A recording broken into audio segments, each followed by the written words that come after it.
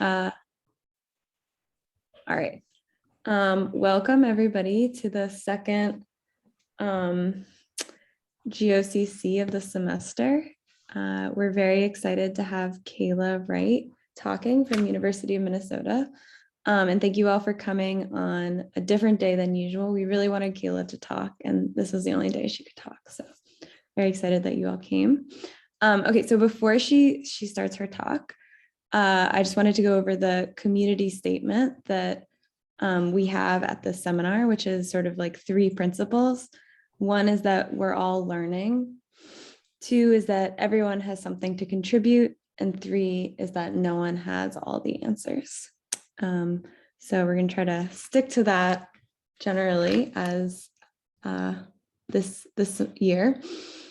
And so without further ado, it's my pleasure to introduce Kayla Wright, who's going to talk to us about type D combinatorics and representation theory. Thank you, Sarah, and thanks to the organizers for inviting me and giving me this special slot. I've been teaching Monday, Wednesday, Friday, an hour away, so it's been a little bit rough to do anything on those days, so I appreciate y'all accommodating my schedule. So as Sarah mentioned, I wanted to talk today about type D combinatorics and representation theory. And this is joint work with Libby Farrell, who's here, hi Libby, and my advisor, Greg. So the plan for today is we're first going to talk about these combinatorial objects called cluster algebras, which is kind of the focus and motivation for the project that Greg, Libby, and I are working on. And in our exploration of cluster algebras in type D specifically, we define these graph theoretic objects called mixed dimer configurations. So that's going to be the second part of the talk. And our current project that we're working on, Libby and I call it cyclic madness. We'll see why in a second. And this will get kind of more into some algebraic things. We're going to be talking about things called indecomposable Jacobian algebra modules at the end, if I have time. Okay, so let's go ahead and start with kind of a crash course in cluster algebras. So cluster algebras, you should think, are just certain commutative algebras that live inside the field of rational functions and variables x1 through xn. And usually the way you think about an algebra, at least like the way that I think about algebras, is via some sort of presentation. So usually you have like some set of generators for your algebra, and then you impose some relations on these generators. But unlike many algebras, cluster algebras are defined slightly differently than this. So instead of having generators and relations, this presentation, we have something called initial seed. So you should think that this is like an initial set that gives us some of our generators, and we cook up more generators via this recursive process called mutation. So I wanted to like give some heuristics for how I think about cluster algebras and not get too formal into their construction today.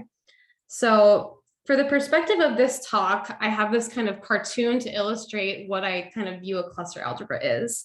So you should imagine that you have some initial set of data that comes in the form of what we call an initial seed. So we start at this, you should think that this initial seed is some kind of tuple. We start with these variables that are called our initial cluster variables, x1 through xn, and we have this other like black box piece of information that I'm calling the mutation machine. So this can come in a lot of different forms. Sometimes it's a directed graph, a triangulation of some surface, some kind of exchange matrix, if you've heard these things before. But let's just kind of think about it as a black box for now. So you should think that like we start with these generators, and what we want to do is run them through this mutation machine. And we want to compute more generators for our algebra using this black box. So what we do is we kind of crank this machine over and over again until we get some set of what we call cluster variables, which you can think are some kind of rational expressions in these variables and new variables that are recursively defined by this mutation machine. And output is a cluster algebra that I'll denote A of like fancy X.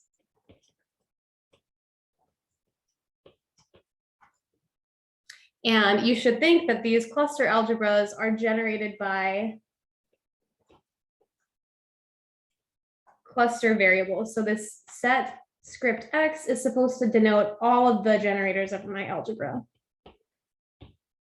So this is kind of like the black box way that I like to think about what these things are. And as I mentioned before, this mutation machine is recursively defined. So what I do is I like pick out one of these variables, I do something to it, I get a new variable, and I have to keep mutating in infinitely many directions. And most of the time, the algebras that we obtain are infinitely generated. So you could ask, like, are there any nice initial seeds that allow us to study something finite? And it turns out that there's a really beautiful answer to this. So finite type cluster algebras have a very nice description in terms of what these initial seeds look like. So a characterization is that if our second mutation machine coordinate in this initial seed is a Dinkin diagram, so you should think it's some orientation of these four things with some exceptional type graphs that are finite, then we're going to actually output a finite set of these generators. So in this case, we will have a cluster algebra of what we call finite type with a finite number of generators, aka a finite number of cluster variables. So this is really nice, especially if we wanted to kind of study these finite type cluster algebras. It's also really beautiful. This is like one of my favorite results in the subject because these also classify tons of other like beautiful mathematics, semi-simple Lie algebras, root systems, finite quiver representations. They pop up a lot. So it's really nice to have this kind of connection to a lot of other rich mathematics. So what kind of a goal of mine is in my math research is trying to figure out combinatorial interpretations for these cluster variables when they come from finite type cluster algebras. So the reason why this is kind of an active area of research is because of the way the mutation machine is defined. It is a recursive process, so it could take a long time. You could imagine mutating in all possible directions to get all these variables could be some kind of messy process. So it would be nice if we had some models that allowed us to understand these a little bit better.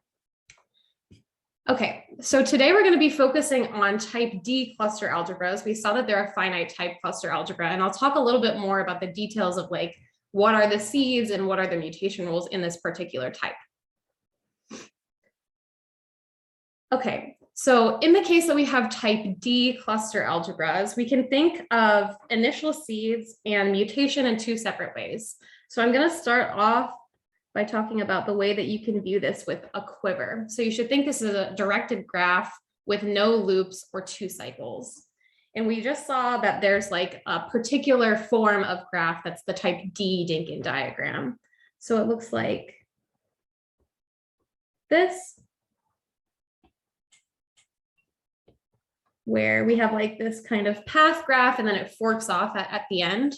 And all we have to do is just pick some orientation of the arrows in order for this to be a quiver. So I'll just randomly assign some orientations here. So this is going to be the initial seed or part of the initial seed of a type D cluster algebra.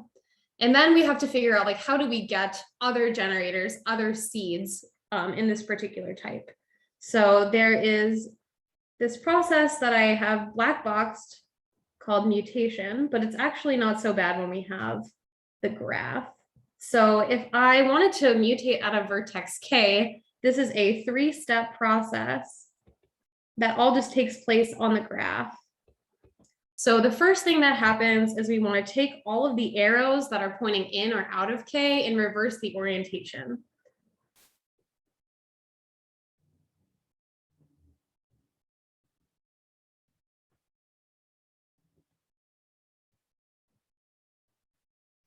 The other step in mutation is if we see a 2-path where K is the middle of that 2-path, we want to add an arrow directly from the end or the beginning of to the end of that 2-path. So for I to K to J, we just want to add the arrow I points to J in the graph. And because we're reversing the orientation of some arrows and adding some arrows, we could potentially create some 2 cycles, which we don't want in our quiver. So we have to make sure that we delete any created 2 cycles at the end of this process. So you should think that this is some process that allows us to transform this graph into some other graph. And this will also be like a mutation equivalent thing to a type D cluster algebra. So this is one way that you can think about seeds and mutation in terms of some model. Another model that will pop up at the end of the talk that I wanted to make sure I mention is the surface model. So in certain types of cluster algebras, you can model the initial seeds as triangulations of surfaces.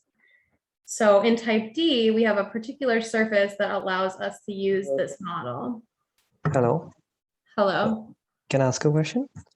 Yeah. So in the second one, when you have a 2 path and you add an I to j, do you add another one if there already exists one, or? Do I add another one in what case? So when you have a 2 path and you already have an I to j, so do we add another one or do we just like keep that one? Yeah, so this could be a multi-graph where you could potentially add multiple arrows in one direction. We just want to delete any 2 cycles. So if the arrows are pointing the same way, that's fine. But if they are pointing the opposite way, then we would delete that. Okay. Thanks for the question. Any other questions? Okay. So let's go ahead and talk about this other model that we could potentially use. I'm trying to like get my iPad to draw a circle. Usually it corrects itself. There we go. Okay, so the surface that is the quote type D surface is an n-gon with what we call a puncture in the middle. So these black points that I am putting on the surface are called marked points. And we want to create a triangulation, some maximal collection of arcs that start and end at these marked points. So an example of a triangulation could be something like, we could draw this. I'll try to do something a little more complicated. This, and this. So if you kind of follow along those gray lines, you can see that these are really triangles. They all have 3 sides. But basically, we want to create some maximal collection of non-crossing arcs between these marked points. So in this case, our initial seed comes in the form of a triangulation of what we call a punctured n-gon.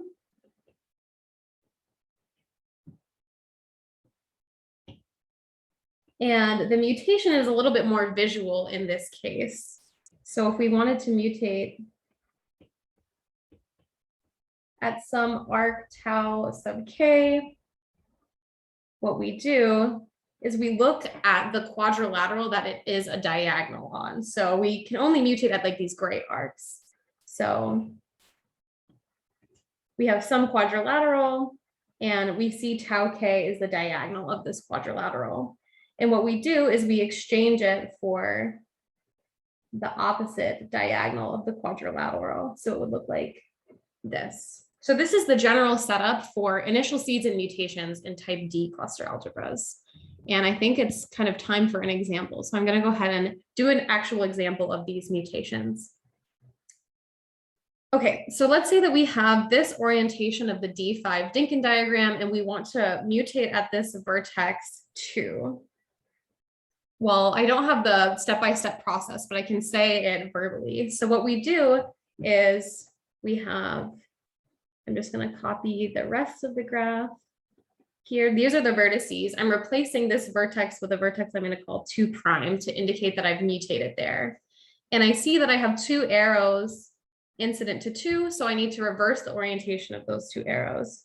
So I get that they point this way, and then nothing happens far away from 2 since we don't have any kind of 2 paths or anything involving those arrows. But we also have that 3 to 2 to 1 is a 2 path. So we need to add an arrow directly from 3 to 1. So the result looks like this.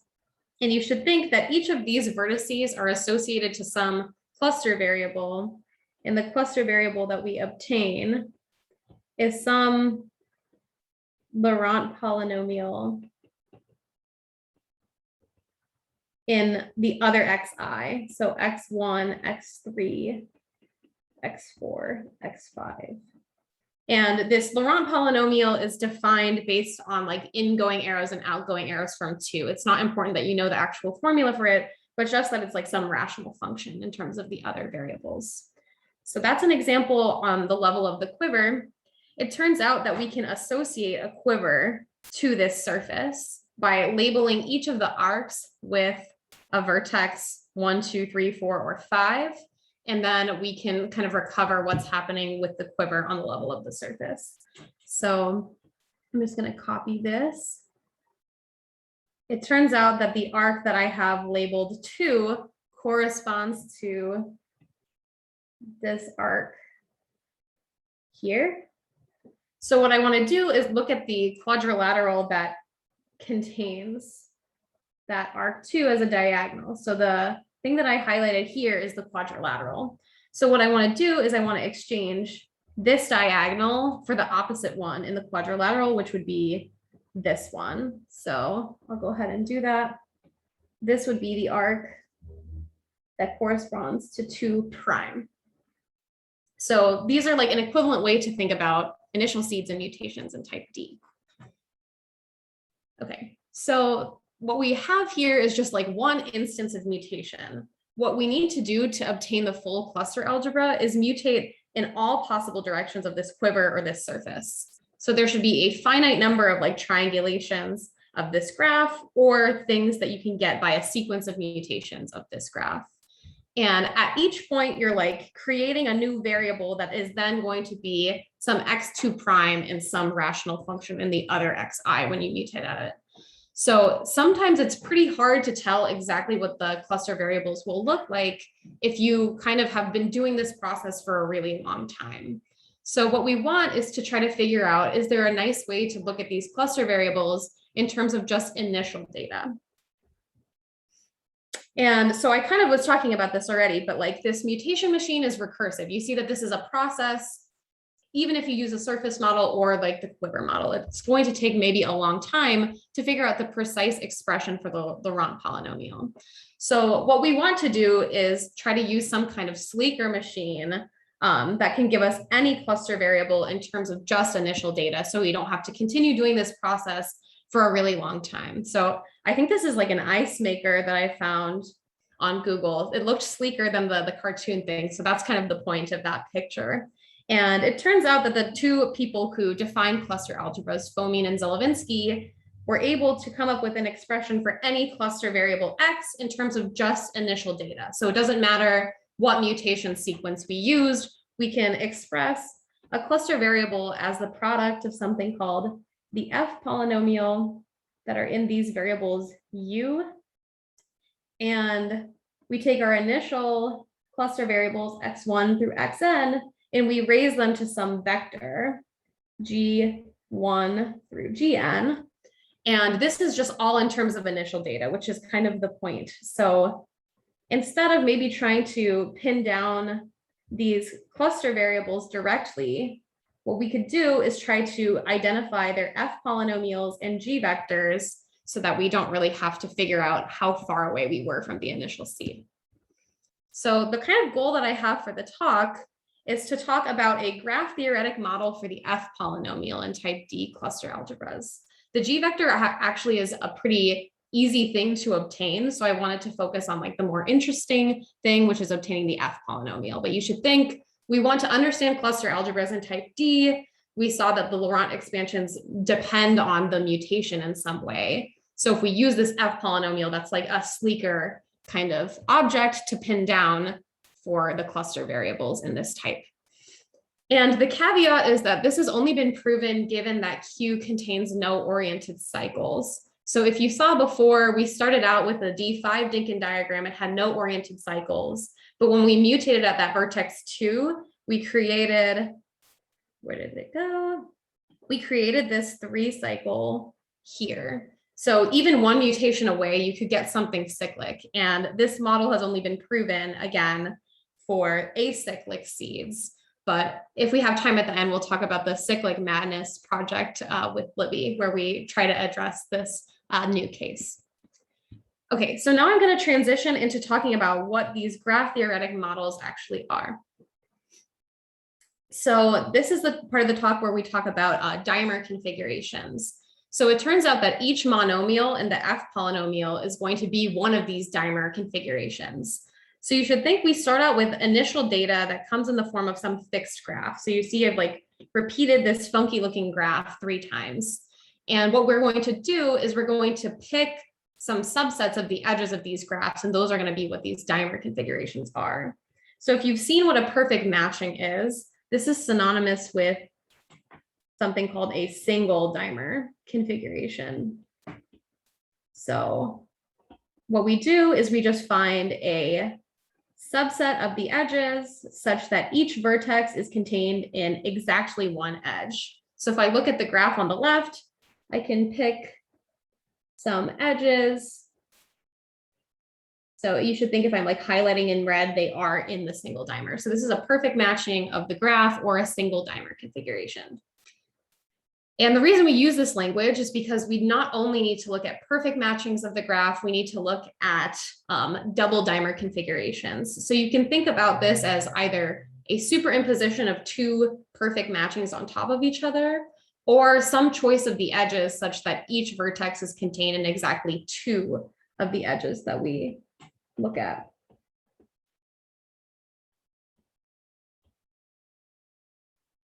So you can think you can pick an edge more than once. So maybe I pick this edge twice. I'll denote that with like 2 edges like this.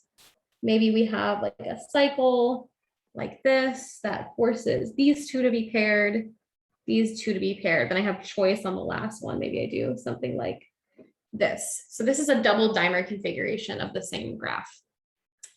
And what we're going to be doing today is talking about things called mixed dimer configurations, where some of these tiles, these like squares and one hexagon, are going to have double dimers on them, and some are going to have single dimers on them. So you should think that like the double dimer kind of takes precedence with this valence condition. So maybe I insist this hexagon is a double dimer, and this square is let's do this one, is a double dimer. So what we would do is maybe pick some double dimer on these 2 tiles. And if I insist the rest are single dimers, notice that these vertices here do have valence 2. We just complete them to a single dimer on the rest of the graph. So I would have to highlight like these kind of boundary edges here. So these mixed dimer configurations are going to model the F polynomial for these cluster variables.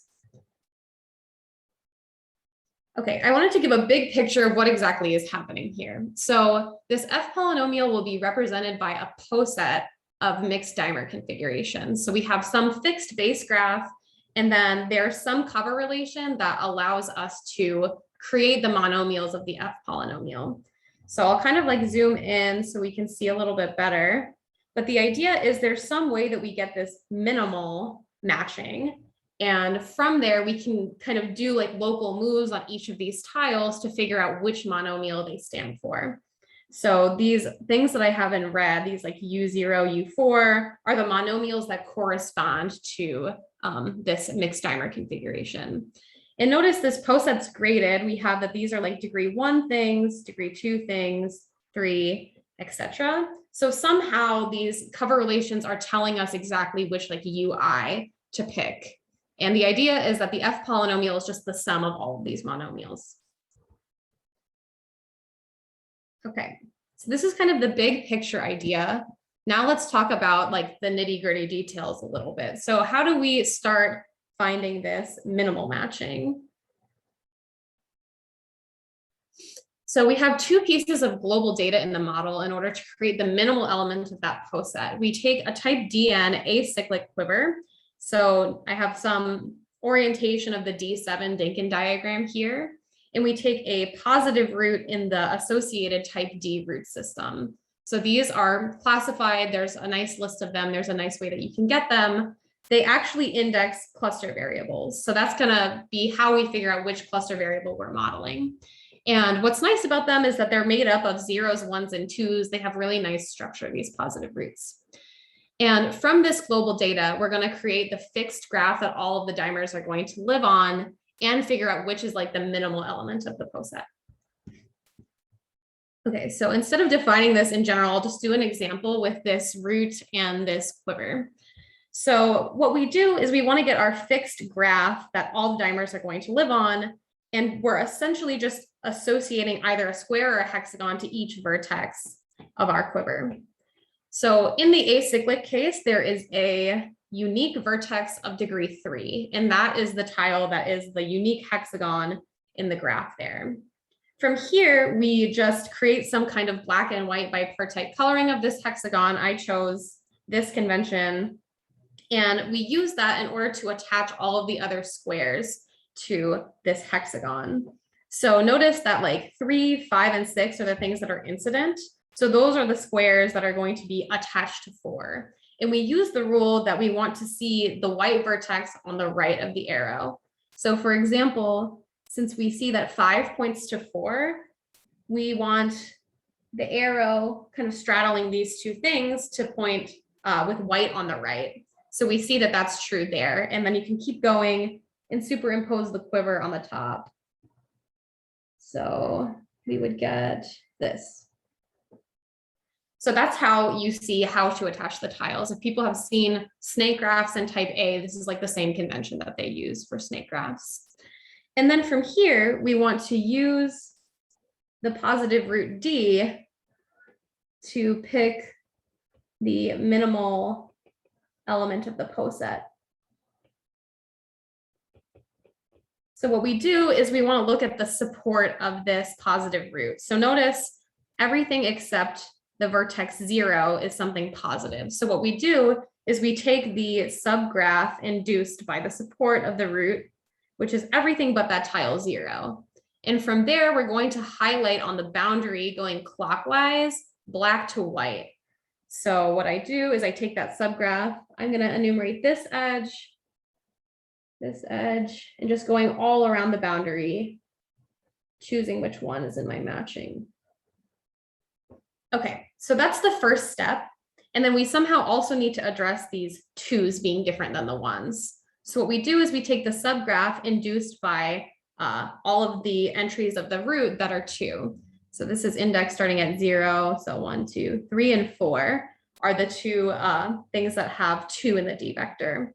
So we look at the subgraph induced by those 2 vertices, which is this. And then we repeat the same process, highlighting black to white clockwise and doubling edges that we had previously highlighted. So we get this, this, this, and this. And this corresponds to the minimal element of my poset. Okay, so now that we have this minimal element, we have to figure out how do we get this cover relation from this minimal element. And it turns out that we have 2, like D covers D prime if you can reach D by a sequence of what we call allowable flips. So I have this same thing here. Let me copy it a few times to show like a few instances of these flips. Okay, so let's go ahead and just highlight some edges. I'll just pick like some example that will be not too easy, but not too hard. So let's say that we have like a double dimer on 3 and then single dimers on everything else. What we do is we want to look at each tile and try to figure out if we can exchange the current matching for a different one on that tile. So if you look, for example, at this tile 0, what we can do is exchange the 2 vertical edges in the matching for the 2 horizontal. So this is like an example of what we call an allowable flip. So what happens if we flip the tile 0? Well, those 2 edges go to these 2 and then everything else stays the same. So this would be the resulting mixed dimer configuration. And we would get U0 as the monomial associated to that. There's one more tile that we can do this local kind of move on, and it is the tile 3. So if we look at this, we have a double dimer configuration on this, and we can kind of take these curvy edges on the outside and think about exchanging them for the ones that are kind of straddling 2, 4, and 5. So what happens is we get a cycle around 3, and then everything else stays the same. So this would be a dimer that corresponds to U3, but it turns out that we also have some just one coefficients on the F polynomial, and we can actually see the coefficients by looking at these dimers. So it turns out if you look at this, this forms a cycle on the tile 3. So this gives us 2 to the 1 as the coefficient on the F polynomial. Okay. So here's kind of the idea of our main result. So if we wanted to figure out what is the F polynomial at some positive root D, what we have is this generating function over this poset. So we take all mixed dimer configurations that we can obtain using these allowable flips, and we keep track of what has happened in terms of the U's. So you should think that we flipped tiles T1 through TR in order to see the exponent on each monomial. And again, the coefficients are always some power of 2, and we will just take 2 to the number of cycles in the particular dimer. Okay. Are there any questions so far? I have chats. Yeah. So if you go back to your previous slide with your double dimer, Yeah. right? And you're saying that you're taking the edge loops, right, and transposing them onto the 3 hexagon there. Mhm. And let's just say like I only have one dimer on one edge of 3, right? Do those get rotated right, or do they get rotated left? Yeah, I'm kind of sweeping this under the rug. So Okay, you notice okay. there's no black and white coloring. I was just lazy. I probably should have put it on there. But there's a like good notion of like switching black goes to white clockwise and white goes to black.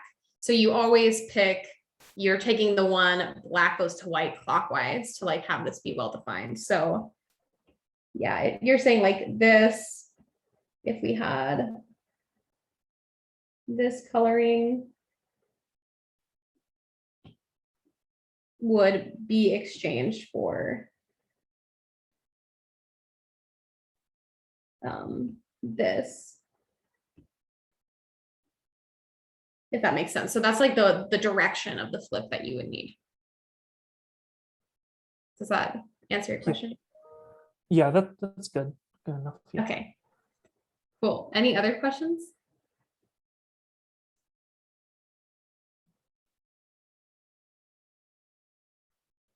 Okay, awesome. So now I wanted to talk a little bit about like how you would prove something like this.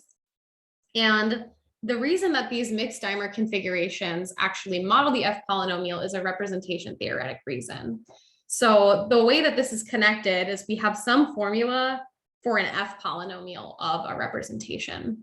So if you let M be some indecomposable representation of a type D quiver, where the dimension vector of that representation is the positive root, then we can express the F polynomial as this sum. So you should think that the sum is taken over some vectors in Z to the n, such that these vectors are kind of in between the vector 0 and this vector D that is fixed at the beginning. And what we're doing is we're looking at kind of sub-representations in order to get these monomials u1 to the e1 ... un to the en. And the coefficients of this F polynomial are given by the Euler-Poincare characteristic of the quiver-Grassmannian.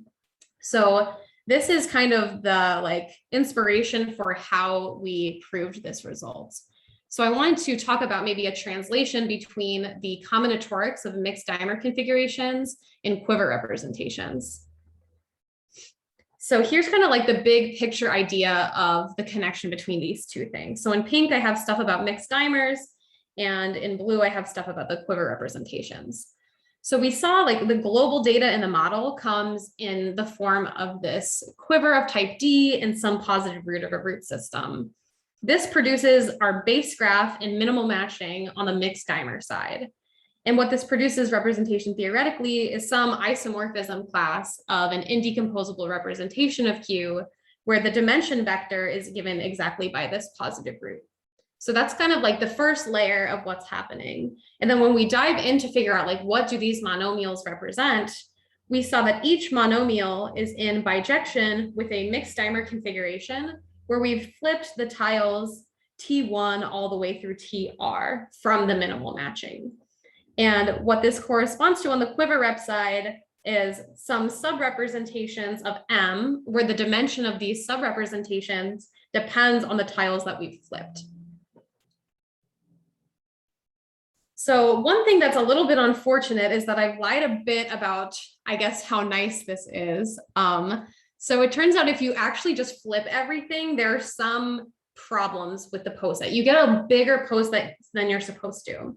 So this comes from the fact that there are twos in the representations. So essentially what happens when you have these two-dimensional spaces on vertices is you have to worry more about what the maps are in the quiver representation. You have to worry about like what subspace you're actually projecting into, for instance. And sometimes you can choose some bad sub-representations that actually don't yield a legitimate sub-representation. And this kind of comes from the fact that you might create some conflicts in the choice of one-dimensional subspace that you put into. So as a reminder, here's the definition of what a sub-representation is. This sometimes breaks if you flip at certain tiles. So this representation theoretic restriction corresponds to a need for a refinement in the combinatorics.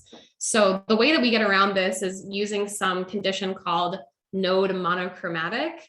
And essentially what I did is I like put this all into Sage, created big posets, and I tried to figure out like, okay, of all the mixed dimers I see, like what is the commonality of like the bad ones that aren't actually set representations?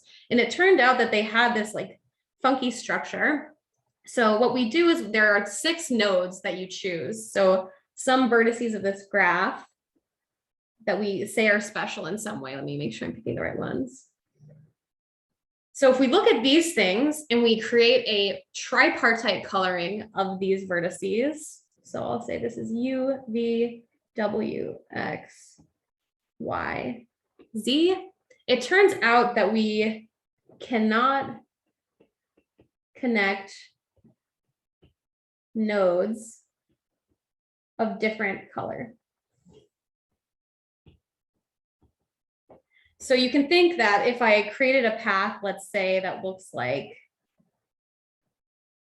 this in my mixed dimer, that would be a dimer that is corresponding to some conflict of choice of subrepresentation.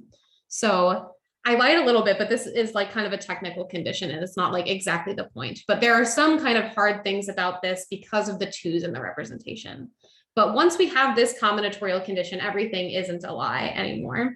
So now I can actually state this theorem a little bit more precisely. So if we take an acyclic quiver of type D, a positive root in the root system, and we look at some indecomposable representation of Q of that same dimension, we can create a bijection between the mixed dimers that are obtainable by flips and have this node monochromatic condition, and with the subrepresentations of this fixed indecomposable. And the idea behind this bijection is as follows. If we flip a tile I, let's say, on the dimer side, this corresponds to increasing the dimension of the vector space at vertex I in the subrepresentation. So we saw like not all simples, for example, are going to be subrepresentations of any indecomposable, but we can't always flip everything from the bottom. So the combinatorics is really dictating like which simples are actually going to be subrepresentations, and it continues going on for the entire poset. And this node monochromatic condition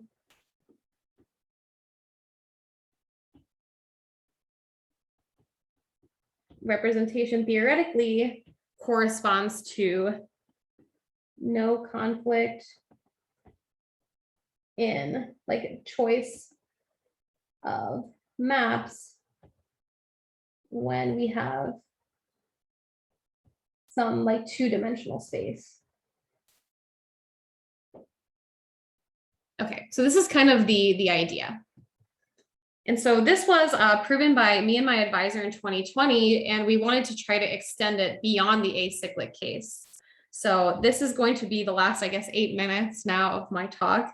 The cyclic madness project with Libby. So it seemed like all of this combinatorics was fine if you had a cycle, but the thing is, it's actually a little bit trickier to figure out what kind of algebraic objects are going to help us prove that the model is actually the F polynomial. So can it be extended? The conjecture is yes. But again, this obstacle of having a oriented cycle in the quiver makes the representation theory more difficult. So the story is, for a while, like I was like, okay, I don't want to do it. I don't want to learn it. I'm just going to like drop the project and work on something else. And then I talked to Libby about it and she's like, we can learn it. Like, that sounds fun. So I was really like inspired by Libby to like pick this project back up and figure out what the right algebraic setting would be to prove it in the cyclic case. Okay, so our current project is we want to try to create a bijection between these mixed dimer configurations and a cyclic seed with submodules of certain algebras. So what are the correct algebraic objects in the cyclic setting? It turns out that we need to look at indecomposable modules of the Jacobian algebra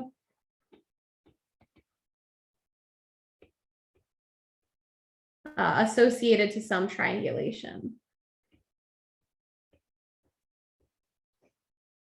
And what was a really nice thing is that for a while we were kind of struggling to like learn exactly how to find these indecomposables. It was not like super clear to us where we wanted to look for the literature. But I started a collaboration with Veronique and Aaron, who are here. Hello, thank you for coming. And Aaron does like finite dimensional algebras, and we were writing something up, and he had this bijection in the write-up that I was like, wow, this is exactly what we need. So thanks to Aaron, we found like kind of the right thing to do. There's a bijection between arcs on a punctured n-gon in this type D situation and these indecomposable Jacobian algebra modules. So I was really, really excited about this. And so Libby and I have been trying to formalize this for the last few weeks. But with the remaining time, I'm going to talk about what the Jacobian algebra is and how you can associate an arc on a surface to an indecomposable Jacobian module. Okay, so let T be some triangulation. We're going to be looking at the punctured n-gon. You should think that the Jacobian algebra is some quotient of the path algebra of an associated quiver to this triangulation. So as we saw before, there's like this translation. You could take a triangulation of a surface and produce a quiver from it. And so in this particular case, the quiver associated to this triangulation looks like the following. Make sure I'm doing it right.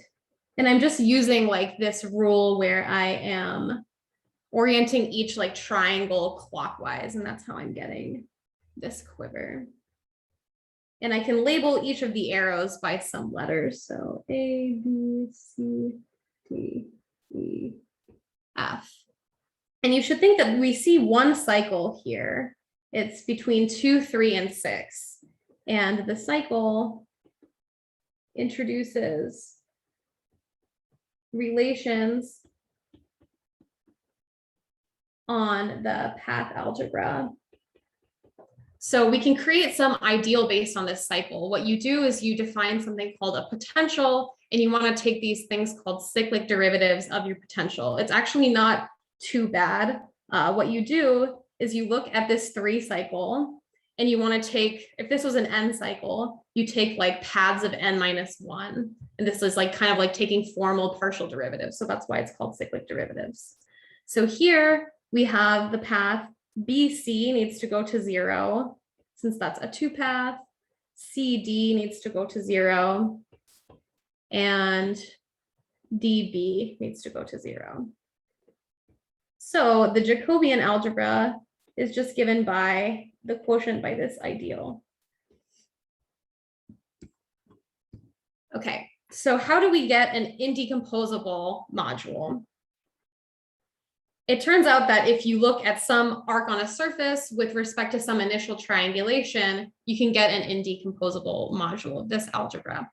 So the way that you do this is you pick some orientation for this pink arc that I've called gamma here, and you want to keep track of what gamma has crossed in the initial triangulation.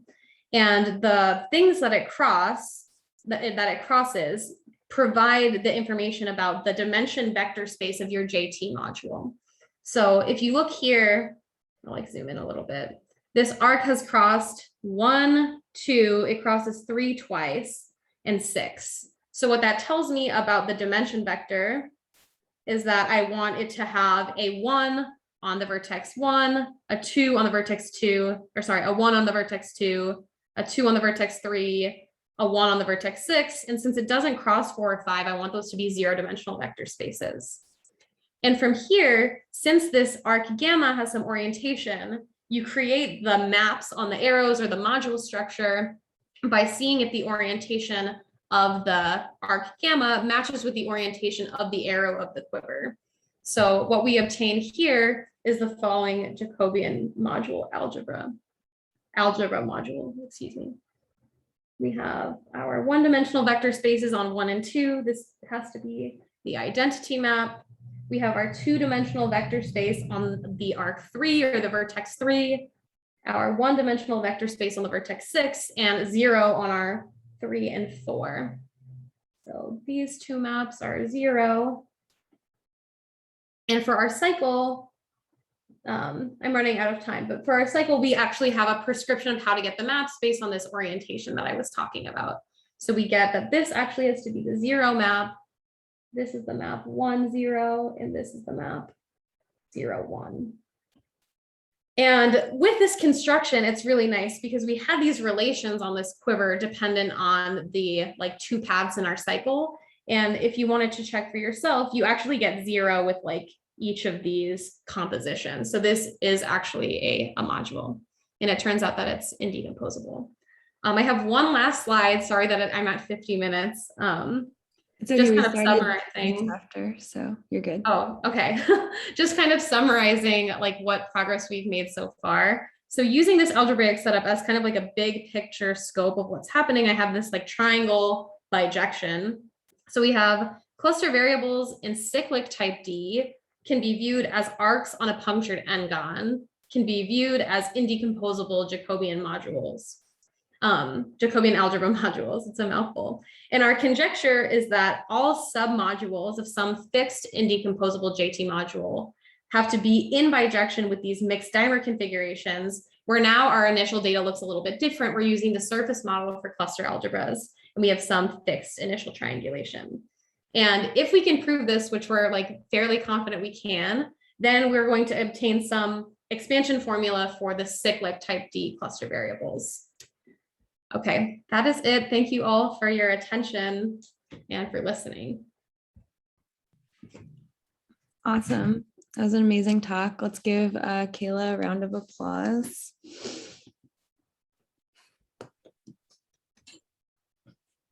Okay, any questions for Kayla? You probably mentioned this and I missed it, but how did you draw the gamma line? Oh, I just picked an arc on the surface, like any arc. And it doesn't matter which one? Or Yeah, so I didn't actually like give a precise definition of what the arcs are. They have to be connected to these marked points. So these like black points that I have here. Okay. And we want to consider them up to like relative isotopy. So for example, if I like drew this arc gamma in some like messed up way that avoids 3, for example, mhm. I would want to consider like the isomorphism class of gamma actually cross 3. Yeah, okay. Yeah, so there's like some rules in formalism that I didn't talk about of how we pick these arcs, but once you have like the right topological notions, they really are like in bijection with the cluster variables and these indecomposables. Cool, thanks. Yeah. One question, what happens if you choose another orientation of the Lincoln diagram in the beginning? Then you get a different graph, and then do you get something isomorphic, or what is happening then? Yeah, so the orientation is extremely important. Like the combinatorics will change. So yeah, you should think that like there are some finite number of acyclic seeds that will all yield kind of different information because the cluster algebra will be different. I don't know if that makes sense, but yeah, so for the acyclic stuff, we have everything kind of settled, but you can mutate to get a cycle, and that's not quite settled yet. Okay, thank you.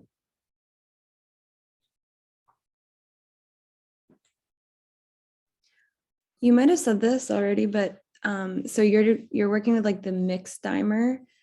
Is there a cluster algebra interpretation for like the single dimer and the double dimer that you were like inspired by, or? Yeah, so if you've seen snake graphs, like perfect matchings of snake graphs are kind of like the type A analog of what I'm doing. So single dimers are perfect matchings, and it turns out like this exact same story is what happens in type A, but you just have single dimer configurations. Just double dimer configurations, I don't think has an interpretation. I think you need the mix in some way, and most of the time, if you've seen like Playbit graphs and the Grassmannian stuff, there are some kind of restrictions of the Playbit graph where you like just have honest to God double dimer configurations that model cluster variables, but on like the border, you're getting single stuff still. So I don't know if people call it mixed in that situation or they just call it a double dimer configuration, but it's both to me, I guess. Cool.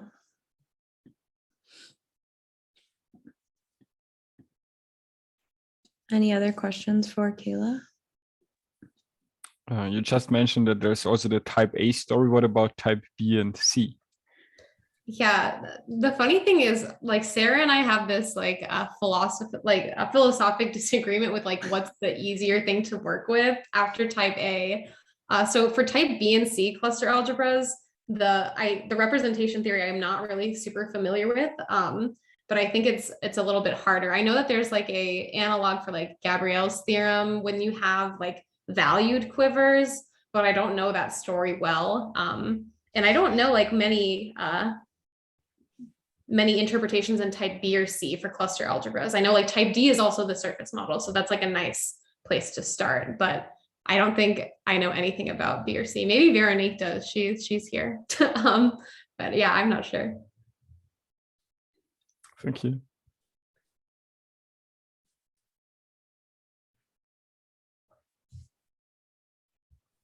Hey, Kayla, are you familiar with this RU project by Miguel Gupta? It was like 2 or 3 years ago. Yeah. Have you thought, or do you have any suspicions about like how this story might connect with that formula? No. I like looked at that a few years ago and I was like, I'm not really sure.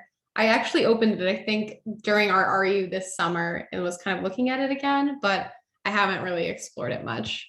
All right, thank you. Yeah.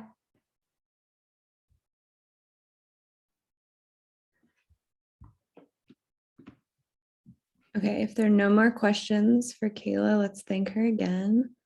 Really an awesome, very clear talk. I feel like I learned a lot. Okay, and I guess we can stop the recording.